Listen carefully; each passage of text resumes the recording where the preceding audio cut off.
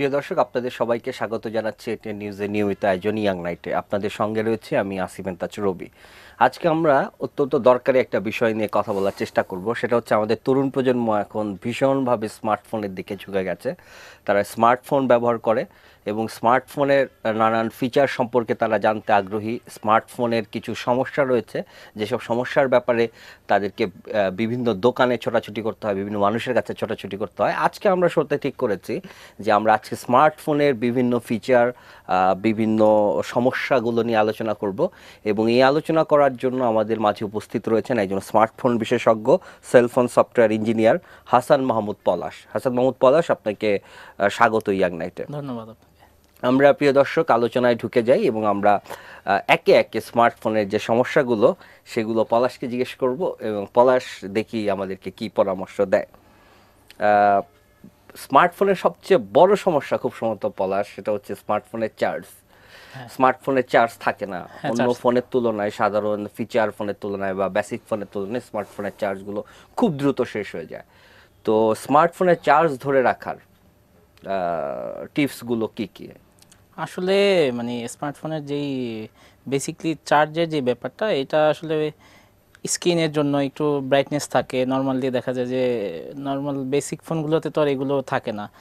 আপনারা মেইল করতেছেন, এরকম কিছু বিষয় থাকে যে জন্য আসলে স্বাভাবিকভাবে ব্যাটারি কনজিউমটা একটু তাড়াতাড়ি হয়, ড্রেইনটা একটু তাড়াতাড়ি হয়। তো তারপরেও কিছু জিনিস আছে যে মানে একটু যদি খেয়ালে রাখা যায় তাহলে হয়তো চার্জটা মোটামুটি থাকে।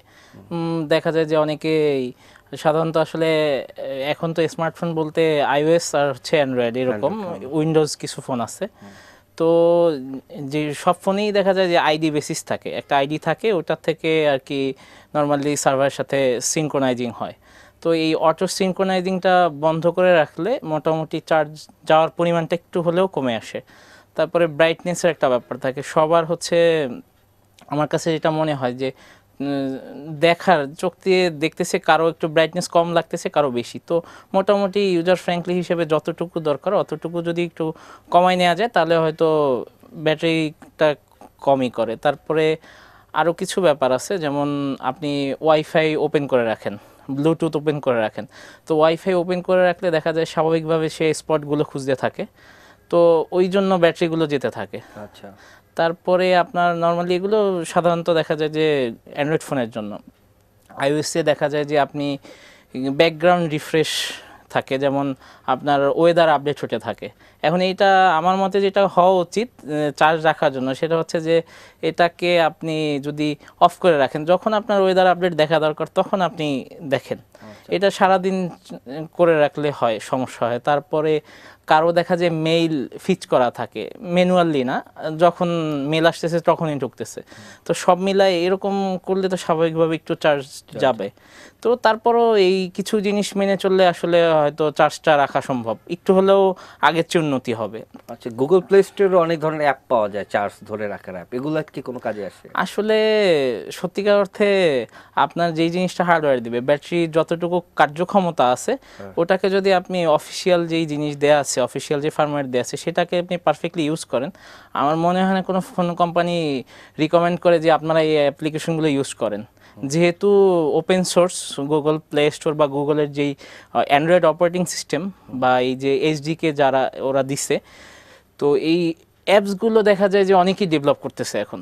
তো যে কারণে আসলে স্বাভাবিকভাবে একটা ফোন কোম্পানি, একটা সফটওয়্যার জায়ান্ট যখন এটা প্রোভাইড করে তখন কিন্তু স্বাভাবিকভাবে এটা একটু অন্যরকম হয়। দেখা যায় যে এই সফটওয়্যারগুলো দিয়ে মনের শান্তি পাওয়া যায়, সত্যি কথা এটা। কিন্তু হার্ডওয়্যার যদি আপনার খারাপ হয় বা আপনার এই বেসিক্যালি সফটওয়্যারের প্রবলেম থাকে তাহলে তো আসলে ব্যাটারি ধরে রাখা সম্ভব না, সত্যি কথা যেটা। আমাদের এমনি অ্যান্ড্রয়েড ফোনের ব্যাটারি যদি আমরা ধরেন একটা এক্সট্রা ব্যাটারি যদি ক্যারি করতে চাই, যে আমার একটা ব্যাটারি রইলো আর একটা এক্সট্রা ব্যাটারি আমি ক্যারি করব, কারণ আমাকে ইন্টারনেটের সাথে সবসময় আপ টু ডেট থাকতে হবে, আমাকে সবসময় হোয়াটসঅ্যাপ অন রাখতে হবে, ভাইবার অন রাখতে হবে। তো এক্সট্রা ব্যাটারি এখন অ্যান্ড্রয়েডের এক্সট্রা ব্যাটারি কিনতে গেলে, ধরেন আমি ব্র্যান্ডের নাম বলছি, ধরেন স্যামসাং এর S2 সেটের এক্সট্রা ব্যাটারি যদি কিনতে যাই, কোথা থেকে কেনা ভালো? ব্র্যান্ডেডটা কেনা ভালো না নর্মালটা কেনা? আসলে ব্যাটারিগুলোর ব্যাপার হচ্ছে কি যে ফোনের সাথে আপনি যতই চেষ্টা করেন নর্মালি একদিনের বেশি কিন্তু আপনি স্মার্টফোনগুলোতে চার্জ রাখতে পারছেন না। তাতে ব্যাটারি আপনি ওই একটা জায়গায় আরেকটা ইউজ করলেও তো এরকম এক্সটেন্ড হচ্ছে, ঠিক আছে। আর ব্যাটারিটা আমি মনে করি যেটা সেটা যে আসলে যে কোনো ফোনের ক্ষেত্রে অরিজিনাল অ্যাক্সেসরিজ ইউজ করাটা হচ্ছে আমার রিকমেন্ডেশন। তো দাম কেমন বাজারে ব্যাটারির দাম? ব্যাটারির দাম আসলে নর্মাল অ্যাজ ইউজুয়াল যে ব্র্যান্ডগুলো আছে এগুলো হয়তো আপনি নর্মালি যেগুলো দেখা যায় যে কিছু কোম্পানি আসতেছে নিয়ে আসতেছে ওরা নর্মাল ওয়াইজ 350-500 এরকম হচ্ছে। 350 টাকা থেকে 500 টাকা। আর যদি আপনি দেখা যায় নর্মালি ব্র্যান্ডে যান, অরিজিনাল অ্যাক্সেসরিজে যান, তখন দেখা যায় যে আসলে এটা ফোনের উপরে বেসিস করে। যদি S2 কথা বলেন হয়তো ভালো ব্যাটারি 1000 টাকা 800 টাকা নিতে পারে। এটা নির্ভর করবে আসলে সোর্সের উপরে। আসলে আপনি ভালো জায়গা থেকে বিশ্বস্ত জায়গা থেকে না নিলে সেম ফেক প্রোডাক্ট মার্কেটে আছে। তো আসলে আপনি অরিজিনালটা কিনে তখন যদি অরিজিনাল প্রোডাক্টের দোষ দেন তাহলে কিন্তু ব্যাপারটা অন্যদিকে যায় আর কি। আচ্ছা, বাজারে যে স্মার্টফোন গুলো পাওয়া যায় কোনটা ওয়ারেন্টি সহ পাওয়া যায়, কোনটা ওয়ারেন্টি ছাড়া পাওয়া যায়, এর মধ্যে পার্থক্য কি আসলে? আসলে ওয়ারেন্টি সহ পাওয়া যায় বলতে আসলে বেসিক্যালি যেই কোম্পানিগুলো এখানে আছে সেলস পয়েন্ট আছে বা ওরা এরকম ওয়ারেন্টি প্রোভাইড করতেছে, ওরা দেখা যায় যে ওদের কিছু কাস্টমার কেয়ারের মাধ্যমে ওয়ারেন্টিগুলো দেয়। আর কিছু আছে দেখা যাচ্ছে যে ইম্পোর্ট করতেছে উইদাউট ওয়ারেন্টি। এখন আপনি ওয়ারেন্টি ছাড়া ফোনটাকে খারাপ বলবেন, ওয়ারেন্টি সহ? অবশ্যই আমার মনে হয় যে ওয়ারেন্টি সহটা কেনাই ভালো। কারণ হচ্ছে যে আপনি তো একটু সেফ থাকলেন, অন্তত কোম্পানি আপনাকে ইনস্যুর তো করতেছে যে আমি 12 মাস তোমাকে সার্ভিস দিব, যদি ব্রেক বার্ন না হয়, এই টাইপের কিছু একটা ইন্টারন্যাশনাল তো সিস্টেম আছে। তো এর বাইরে তারপরেও দেখা যায় যে আসলে ওয়ারেন্টিতে তো অনেক বেশি টাকা লাগে, এটা একটা সমস্যা। হ্যাঁ, ওয়ারেন্টিতে বেশি লাগে বলতে দেখা যায় যে আপনি ব্র্যান্ডের যেই আউটলেটগুলো আছে ওরা দেখা যায় যে আপনাকে যখন প্রোভাইড করবে জিনিসগুলো, তো স্বাভাবিকভাবে হয়তো দেখা যায় অরিজিনালটার প্রাইজিং বেশি থাকে, তারপর ওদের একটা সার্ভিস চার্জ থাকে। তো সব মিলায় যখন ওয়ারেন্টিতে থাকে তখন কিন্তু স্বাভাবিকভাবে আপনার ফোনে আমি জানার মতে জানি না কোনো কোম্পানি চার্জ করে কিনা। চার্জ করাটা ঠিক না, কারণ আপনি লিখে বিক্রি করতেছেন যে ওয়ারেন্টি আছে, তার মানে হচ্ছে অন্তত আপনি এটাকে এই টাইমটার ভিতরে ইউজ করতে সমস্যা হলে তো দেখা উচিত। আচ্ছা, আমরা মোবাইল ফোন লক করি, অনেক ধরনের লক আছে, প্যাটার্ন লক আছে, আচ্ছা আচ্ছা, তারপরে আপনার কি বলে পাসওয়ার্ড দিয়ে লক আছে। কোন লকটা সবচেয়ে ভালো, মানে সেফ কোনটা লক রাখার জন্য? আসলে সেফের ব্যাপার বলতে গেলে আসলে মানে লকটা আপনি যখন পার্সোনালাইজ করবেন আপনার ফোনটা আপনি ইউজ করবেন, আরেকজন করতে গেলে যাতে মানে সে অন্তত নর্মালি খুলতে পারতেছে না, এটা করতে গেলে আসলে আপনি প্যাটার্ন লক দিতে পারেন, পাসওয়ার্ড দিতে পারেন, আপনি একটা সিকিউরিটি কোশ্চেন দিতে পারেন, নাম্বার দিয়ে লক করতে পারেন অনেকগুলো। যেমন আইফোনে আপনি পাসকোড দিতে পারেন, 4 সংখ্যার একটা পাসকোড দিতে পারেন। এখন এইখানে একটা বিপত্তি আছে, আবার আপনি এটা দিবেন, এখন আপনার বাসায় বাচ্চা থাকতে পারে, ছোট ভাই বোন থাকতে পারে, তারা স্বাভাবিকভাবে যেটা করে যে সে তো জানে না, মানে আননোন একজন আপনার ফোন ধরলো আনঅথরাইজ, সে ধরে ভুল প্যাটার্ন দিল, ভুল পাসওয়ার্ড দিল, অথবা দেখা যায় হ্যাঁ বারবার। এখন এটার একটা লিমিটেড থাকে যে 10 বার ট্রাই করা যাবে, 10 টাইমস। তো 10 টাইম যখন আপ হয়ে যায় তখন স্বাভাবিকভাবে প্রত্যেকটা ফোন বা যে কোনো ফোনের সফটওয়্যারই দেখা যায় এটা ব্লক করে দেয়। তো স্বাভাবিক এখন বর্তমানে যে অবস্থা যে অ্যান্ড্রয়েড তো সবার হাতে, মানে অ্যান্ড্রয়েড বলতে হচ্ছে গুগলের অপারেটিং সিস্টেম ও ওপেন সোর্স, সবাই এটা ইউজ করতেছে, এবং দেখা যায় যে কোম্পানিগুলো ওদের নিজেদের ইন্টারফেস অনুযায়ী নিজেরা তৈরি করতেছে। দেখা স্বাভাবিকভাবে শেষ পর্যন্ত এমন অবস্থা হয়েছে যে মানে খুব নোকিয়া যারা মানে মাইক্রোসফটের যাওয়ার আগে তারা কিন্তু আসলে এই অ্যান্ড্রয়েড ফোন দিয়ে গেছে। অ্যান্ড্রয়েড ওইরকম ফুললি অ্যান্ড্রয়েড না, তবে অ্যান্ড্রয়েডের আপনি অ্যাপসগুলো কারণ ইউজ করতে পারতেছেন। তো এখন এই লকগুলো দেওয়ার আগে আমাদের যেই জিনিসটা মনে রাখতে হয় সেটা হচ্ছে যে অন্তত কন্ট্রাক্টস মেসেজ এই টাইপের জিনিসপত্র রেখে নেওয়া উচিত, কারণ এটা ভুল করলে ব্লক হয়ে যায়। ব্লক হয়ে গেলে তখন দেখা যায় স্বাভাবিকভাবে আইফোনেরটা যদি ব্লক হয়, আইফোনের যদি পাসকোড আপনি ভুল মানে দেখা যায় যে মোটামুটি 10 বার ভুল দিলেন, এরকম একটা টাইম দেয় ওরা যে আপনি সঠিকটা করেন। তো স্বাভাবিকভাবে আইফোন কি হয়, আইফোন ডিজেবল হয়ে যায়। তখন আর আপনি এটাকে ফার্মওয়্যার দেয়া ছাড়া নতুনভাবে আপডেট করা বা ফার্মওয়্যার দিয়ে তারপর খুলতে হবে। সেটা আমাকে দোকানে নিয়ে যেতেই হবে। দোকানে সঠিক আসলে নিয়ে যাওয়া মানে আমি মনে করি এক্সপার্ট হ্যান্ড দিয়ে করানো বেটার। নিজে আইফোন করা যায় আপডেট, তারপর কিছুটা আমার মনে হয় যে রিস্ক থাকে, সমস্যা হতেই পারে। তো বেটার হচ্ছে একজন এক্সপার্ট কাছে নিয়ে যাওয়া ভালো। আর এখানে আরেকটু কথা আমি বলতে চাই, সেটা হচ্ছে যে অ্যান্ড্রয়েডেরটা কিন্তু আসলে আপনারা মানে সিম্পল একটা ট্রিক্স আছে, আপনারা নিজেরা খুলতে পারেন, কিন্তু সেটা আসলে অবশ্যই মনে রাখতে হবে আপনার ডাটাগুলো থাকবে না, কন্ট্রাক্টস মেসেজ এই জাতীয় যা আছে আপনার ডাটা থাকবে না, ফোনটা একেবারে ফ্রেশ হয়ে যাবে, যেরকম আপনি নতুন কিনে আনছেন সে অবস্থায় আসবে। ট্রিক্সটা কি? ট্রিক্সটা নর্মালি দেখা যায় কি যে এরকম অনেক আসতেছে আমাদের কাছে আসে, বা এটা অনেকে শিখেও গেছে, তারপরেও একটু বলি, সেটা হচ্ছে নর্মালি আপনি ভলিউম আপ, হোম বাটন, পাওয়ার, এই দুইটা আগে ধরে পাওয়ার ধরে রাখবেন 10-15 সেকেন্ড, নর্মালি ফোনটা রিস্টার্ট হয়ে একটা মেনুতে যাবে, ওইখান থেকে রিসেট করার অপশন আছে, আর এটা সহজ আর কি। আচ্ছা, এটা হচ্ছে কি করতে হবে? ভলিউম আপ, হোম বাটন এটা চেপে ধরলেন, আর এক হাত দিয়ে আপনি পাওয়ারে চাপ দিলেন, পাওয়ার সুইচটা 15 সেকেন্ড বা 20 সেকেন্ড রাখলেন, তারপরে এটা রিকভারি মেনুতে যাবে। রিকভারি হচ্ছে ফোনটা নর্মালি ফ্যাক্টরি স্টেটে নেওয়ার জন্য একটা মানে এটা ম্যানুয়ালি করার মতো অপশন, যেহেতু আপনি ফোনে ঢুকতে পারতেছেন না, পাসওয়ার্ড দেওয়া আছে, এটা ডিজেবল হয়ে গেছে, বা দেখা যাচ্ছে গুগলের আইডি চাচ্ছে বা সিকিউরিটি কোশ্চেন চাচ্ছে, এখন এটা আপনি সঠিক দেওয়ার পরে ব্লক হয়ে গেলে কিন্তু আপনি যদি সঠিকটা দেন সেটাও কাজ করবে না। তো এই ক্ষেত্রে এইভাবে আপনি রিসেট করে নিতে পারেন, কিন্তু দুঃখের বিষয় হচ্ছে আপনার ডাটা থাকবে না। ডাটা সব। হ্যাঁ, আচ্ছা, ডাটার কথা যখন আসলো, যে স্মার্টফোনে কন্ট্রাক্ট ব্যাকআপ গুলো কিভাবে করা যায়, মানে এটা কন্ট্রাক্ট ব্যাকআপ আমি যেমন আপনি যদি অ্যান্ড্রয়েডের ক্ষেত্রে আসেন, অ্যান্ড্রয়েড হচ্ছে জেনেরিক, যেহেতু সব ব্র্যান্ডই এখন অ্যান্ড্রয়েডে গেছে। এখন অ্যান্ড্রয়েডের ক্ষেত্রে যদি আপনি করেন, সেই ক্ষেত্রে যেই কাজটা হতে পারে সেটা হচ্ছে যে প্রত্যেকটা অ্যান্ড্রয়েড ফোন একটা জিমেল আইডি দিয়ে ওপেন হয় নর্মালি। আপনি যখনই প্লে স্টোর থেকে কিছু নামাতে যাবেন তখন জিমেল আইডির একটা অপশন আসবে, তো ওখানে সিঙ্ক্রোনাইজিংয়ের একটা অপশন থাকে।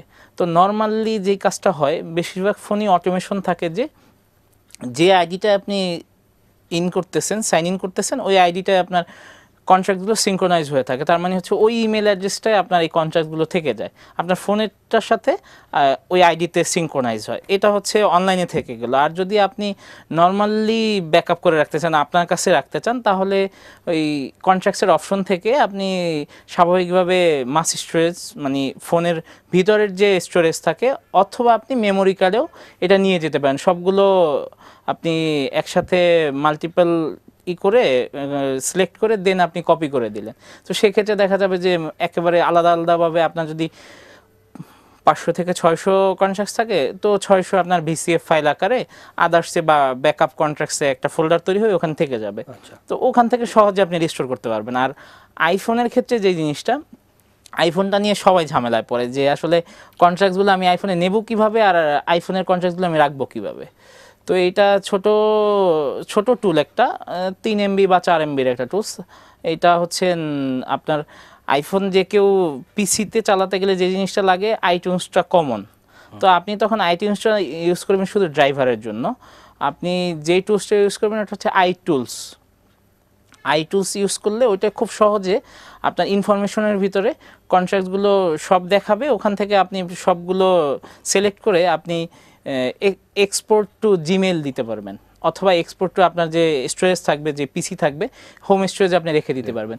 তো জিমেলে রেখে দিলে এখানে একটা সুবিধা আছে, এই আপনার কন্ট্রাক্টগুলো যদি মুছেও যায়, আপনি ওই জিমেল আইডি পাসওয়ার্ডটা দিয়ে আবার এখানে নিয়েও আসতে পারেন, ইম্পোর্টও করতে পারবেন। তো এটা খুব মানে সবাই সমস্যায় পড়ে যে আইফোন নিলাম, আমি কন্ট্রাক্ট নিতেও পারতেছি না, আর এটা থেকে ব্যাকআপও রাখতে পারতেছি না, কারণ এখন বর্তমান সময়ে তো সবার গুরুত্বপূর্ণ বিষয় হয়ে গেছে কন্ট্রাক্ট। আচ্ছা, ব্যাপার।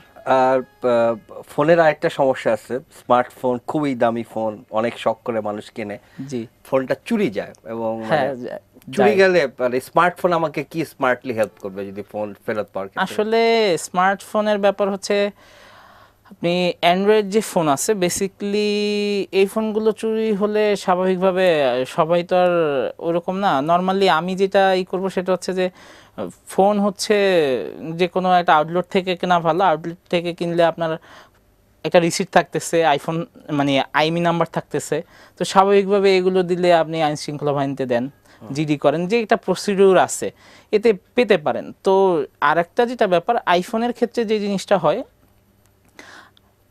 অ্যান্ড্রয়েডের কিছু ফোনে দেখা যায় যে আইমিটা গন্ডগোল করা যায়, বা আইমিটা নিয়ে প্রবলেম হয়, আইমিটা কেউ আসে যে চেঞ্জ করতে পারে, বা এরকম কিছু একটা আছে। তো যে কারণে দেখা যায় অ্যান্ড্রয়েড ফোনগুলো নিয়ে প্রবলেম হয়, কিন্তু আইফোনের এই সুযোগটা নাই, আইফোনের এই সিকিউরিটিটা ভালো, যে কারণে দেখা যায় যে আপনি চুরি হলে আইফোনটা পাওয়ার একটা সম্ভাবনা থাকে। এটা নর্মালি ট্র্যাক করে যেভাবেই একটা প্রসিডিউর আছে এভাবে ফেরত পাওয়া যায়। কিন্তু স্বাভাবিকভাবে আইফোনে একটা অপশন আছে আইক্লাউড, এটা হচ্ছে নতুন যে এখন অপারেটিং সিস্টেম আসছে iOS 7, এটা আসছে আইক্লাউড। আইক্লাউডে ওরা একটা মানে লকের প্রচলন করছে, সেটা হচ্ছে যে ফাইন্ড মাই আইফোন। এইখানে আপনি আপনার অ্যাপেলের যে আইডি থাকবে এটা আপনার এখানে আইডি হিসেবে কাজ করবে। ফাইন্ড মাই আইফোন অন থাকলে আপনার এই ফোনটা যদি চুরি হয়ে যায়, তো সেক্ষেত্রে যখনই যার কাছেই যাবে সে যখন এই ফোনটা সিম লাগাবে, সিম লাগায় নেটে ঢোকার সাথে সাথে দেখা যাবে ফোনটা ইরেজ হয়ে যাবে, যদি আপনার ওই আইক্লাউডের ওখানে ইরেজ কমান্ড দেয়া থাকে। ইরেজ হয়ে গেলে নর্মালি ফোনটা হচ্ছে অ্যাক্টিভেশন চাইবে, যে তাকে নেটে কানেক্ট করে তারপর অ্যাক্টিভেট করতে হবে নতুন সিম দিয়ে। তখন আপনার ওই মানে আপনার যে অ্যাপেল আইডি আর পাসওয়ার্ড এটা ছাড়া এই ফোনটা আর ওপেন হবে না, কোনোভাবে না কোনোভাবেই ওপেন হবে না এখন পর্যন্ত। অনেকে বলে স্ট্যান্ড প্লাজায় নানান দোকান আছে, তারপরে নীলক্ষেতে নানান দোকান আছে, ওইখানে নিয়ে গেলে এগুলো ওপেন হয়ে যায়। না, অ্যাপেলের ক্ষেত্রে এখন পর্যন্ত আইক্লাউডের আজকে পর্যন্ত, আমি জানি না কালকে কি ঘটবে, আচ্ছা, আজকে পর্যন্ত আমি বলতে পারতেছি যে আসলে ওইরকম সাকসেসফুল কোনো নাই যে এটাকে ভাঙা যাচ্ছে। এটা অ্যাপেল মোটামুটি বেশ ভালোই করে গুছাচ্ছে। আর আমি মনে করি যে আসলে কষ্ট করে একটা ফোন কিনলাম, এটা চুরি হয়ে গেল, আমি তো যে কিনে সে কষ্ট করে কিনে বা যেভাবেই হোক স্বাভাবিকভাবে ডাটাগুলো আরেকজনের, তো স্বাভাবিকভাবে চুরি হয়ে গেলে সে আর ডাটা পাচ্ছে না, যেহেতু সিম লাগানোর সাথে ফোনটা ইরেজ হয়ে যাচ্ছে একেবারে, আর সে ইউজও করতে পারতেছে না। অন্তত মনে একটা শান্তি পাবেন আপনার ফোন না পেলেও, যে আপনার ফোনটা আর কেউ ইউজ করতে পারতেছে না, কারণ আপনার আইডিটা তো আর চোর জানবে না, আইডি আর পাসওয়ার্ডটা লাগবে এবং পারফেকশন এদিক ওদিক একটু হলেও এটা করা সম্ভব না। তো আইক্লাউডটা আমি মনে করি যে অ্যাপেল ইউজারদের জন্য ভালো। আর এখানে একটা মানে আছে, সাবধানতা আছে, সেটা হচ্ছে যে আপনি নিজেরটা যদি নিজে ভুলে যান তাহলেও কিন্তু বিপদে পড়তেছেন। অতএব আমি মনে করি যে এটা পুট ডাউন করে রাখা ভালো, অথবা মনে রাখা ভালো যে আমি এটা ইউজ করছি, এটার আইডি এটা, এটার পাসওয়ার্ড এটা। আচ্ছা, আর অ্যান্ড্রয়েড এর ক্ষেত্রে কি? অ্যান্ড্রয়েডের ক্ষেত্রে আসলে ওই রকম, এটা ওপেন সোর্স হওয়ার কারণে, যেমন এই যে প্যাটার্ন লক আপনার দেয়া আছে, এইটা নর্মালি আপনি ট্রাই করলে খুলতে পারতেছেন। তো সে কারণে আসলে অ্যান্ড্রয়েডের ক্ষেত্রে ওই রকম কোনো অপশন নাই। কিছু অ্যাপ্লিকেশন আছে যে আসলে আপনাকে ওই লাস্ট এসএমএসগুলো পাঠাবে বা এরকম কিছু, কিন্তু আমার মনে হয় না যে ওইটা বেটারমেন্ট ওই রকম ভালো কোনো অপশন দিবে আপনাকে বা কাজে দিবে আর কি। আচ্ছা, আমাদের মানে ফোনের যত্ন কিভাবে আমরা নেব এই ব্যাপারটা নিয়ে আমরা একটু আলোচনা করব, কিন্তু তার আগে আমি আরেকটা ব্যাপার জানতে চাই যে স্মার্টফোনে যে আমরা থার্ড পার্টি সফটওয়্যার ইনস্টল করি, এইটা করা কতখানি যুক্তিযুক্ত বা এটা করা ঠিক কিনা? আসলে থার্ড পার্টি সফটওয়্যার ইনস্টল করার ব্যাপারে আসলে অ্যান্ড্রয়েডে যেটা থাকে যে আননোন রিসোর্স থেকে আপনি ওইটা ক্লিক করে ওইটাকে আপনি সমর্থন করে দেন আপনি হচ্ছে করতে পারতেছেন। তার আগে কিন্তু আপনাকে একটা ওয়ার্নিং দিচ্ছে যে আপনি আননোন সোর্স থেকে যদি আপনি নেন তো সমস্যা হতে পারে। তো এই ক্ষেত্রে আসলে অ্যান্ড্রয়েড ফোনে অনেক সময় দেখা যায় যে থার্ড পার্টি সফটওয়্যারের প্রবলেম থাকে, বাগস থাকে, ভাইরাস থাকতে পারে। তো যে কারণে যে জিনিসটা আসলে ভাইরাসের ব্যাপারটা ওইরকম কিছু না, কিন্তু আমার কাছে যে জিনিসটা মনে হয় যে থার্ড পার্টি কোনো সফটওয়্যার ওইরকম ভেরিফাইড একেবারে ভালো সোর্স থেকে নেওয়া ছাড়া মোটামুটি আমার যেটা মনে হয় সেটা হচ্ছে ডিরেক্ট প্লে স্টোর থেকে নেওয়া বেটার। আর আইফোনের ক্ষেত্রে যে ব্যাপারটা, আইফোনের ক্ষেত্রে আসলে আপনি ইচ্ছে করলে থার্ড পার্টি ইউজ করতে পারতেছেন না, কারণ আইফোনের সিঙ্ক্রোনাইজিং ওদের সিকিউরিটি এরকম যে আপনার যে আইডির থেকে সফটওয়্যারটা নামাবেন ওই আইডির থেকেই আপনাকে অ্যাক্টিভেট করে তারপরে আপনাকে ফোনে দিতে হবে, এর আগে আপনি পারতেছেন না। আচ্ছা, স্মার্টফোনের একটা সমস্যা, এই সমস্যা আমি খুবই ভুগি এবং খুব বিরক্তিকর এবং বিব্রতকর অভিজ্ঞতা, সেটা হচ্ছে ফোন হ্যাং হয়ে যায়। আমার ফোন আসছে, আমি ফোন রিসিভ করতে পারছি না, ফোন হ্যাং হয়ে গেছে, আমি করেই যাচ্ছি, ফোন হ্যাং হয়ে যাচ্ছে, এবং তারপর যেটা করতে হয় সেটা হচ্ছে, সেটা খুব মর্মান্তিক, পুরো ফোনটা খুলে ব্যাটারি খুলে তারপর স্টার্ট দিতে হয়। মানে এটার সমস্যার সমাধান কি? এটা আসলে সমস্যাটা কি জন্য হয় সেটা মনে হয় আগে বললে ভালো হয়। সেটা হচ্ছে যে নর্মালি পিসিতে যেরকম থাকে, নর্মালি দেখা যায় যে সি ড্রাইভটা আপনি যদি একটু ভারী হয়ে যায়, স্বাভাবিকভাবে পিসি একটু স্লো চলে, তো ফোনটাও তো স্বাভাবিকভাবে ওরকম, কারণ যেহেতু ওপেন সোর্স লিনাক্সে করা, যে ইসের অ্যান্ড্রয়েড অপারেটিং সিস্টেমটা হচ্ছে লিনাক্স কার্নেলের উপর করা, তো যে কারণে পিসির অপশন আছে, এটাই আমরা সুবিধাও পাচ্ছি অনেক। কিন্তু এইটা দেখা যায় যে এটা লিমিটেশন থাকে কিছু, দেখা যায় আপনি আপনার জায়গা আছে দেখা যাবে 800 MB, আপনি 800 MB যদি ইউজ করেন অ্যাপ্লিকেশন ঢুকান, গেম ঢুকান, স্বাভাবিকভাবে আপনার ফোনের একটা স্টেবিলিটি আছে যে আপনি এতটুকু নিতে পারতেছেন, তার বেশি যখন হয়ে যায়, অনেক দিন হয়ে গেছে, তো মাঝে মাঝে যে কাজটা করা উচিত, সব কিছু ব্যাকআপ রেখে ফোন রিফ্রেশ করে নেওয়া ভালো, রিসেট করে নেওয়া ভালো, কিন্তু সেটা করার আগে অবশ্যই আপনার সব কিছু ব্যাকআপ রেখে, তাহলে আর হারাবে না, মানে ব্যাকআপগুলো নষ্ট হবে না। আর যে জিনিসটা হয়, হ্যাং করার আরও কিছু কারণ আছে, যেমন দেখা যায় যে নর্মালি অনেকে আছে যে চার্জে রাখতেছে, যেটা চার্জিং থেকে কিছু প্রবলেম হয়, হার্ডওয়্যার থেকেও কিছু এরকম সমস্যা হয়, আপনি চার্জে ফেলে রাখতেছেন, ঘন্টার পর ঘন্টা ফেলে রাখতেছেন, এইটা আসলে টোটালি ঠিক না। যতটুকু আপনার, যেহেতু পার্সেন্টেজ শো করে নর্মালি স্মার্টফোনগুলোতে কত পার্সেন্ট ব্যাটারি আছে এবং চার্জিং হওয়ার পরে 100% হয়ে গেছে, তো আমার মতে আমি একেবারে মানে টোটাল রিকমেন্ড করি এটা যে আপনি সাথে সাথে চার্জারটা খুলে ফেলেন। এতে কি হয়, চার্জারটাও ভালো থাকে, ফোনটাও ভালো থাকে। নর্মালি দেখা যায় যে আপনি রেখে দিচ্ছেন, লাগায় রাখতেছেন, চলতেছে, এইভাবে করতে করতে এক সময় দেখা যায় ফোনের হার্ডওয়্যারের সমস্যা। আমরা অধিকাংশ সময় যেটা করি চার্জ দিয়ে ঘুমাই।